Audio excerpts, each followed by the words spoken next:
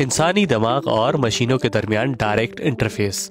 महक्कीन के मुताबिक 6G के जरिए ये मुमकिन हो सकता है।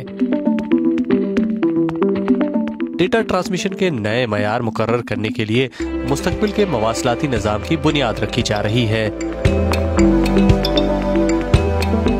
यानी सन 2030 तक 6G नेटवर्क 5G नेटवर्क की जगह ले लेगा।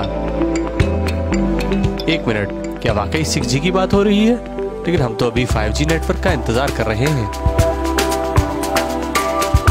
यूरोपीय यूनियन में 6G नेटवर्क के लिए 1.8 अरब यूरो की सरमायाकारी मुतवक्को है, क्योंकि 5G के मुकाबले में 6G नेटवर्क 50 गुना ज्यादा तेज रफ्तार के साथ डेटा ट्रांसफर कर सकेगा। 6G मोबाइल फोन कैसे होंगे? मिसाल के तौर पर 6 गीगाबाइट की HD फिल्म की फाइल LTE नेटवर्क में 50 मेगाबाइट फी सेकंड की रफ्तार के साथ तकरीबन 17 मिनटों में डाउनलोड होती है।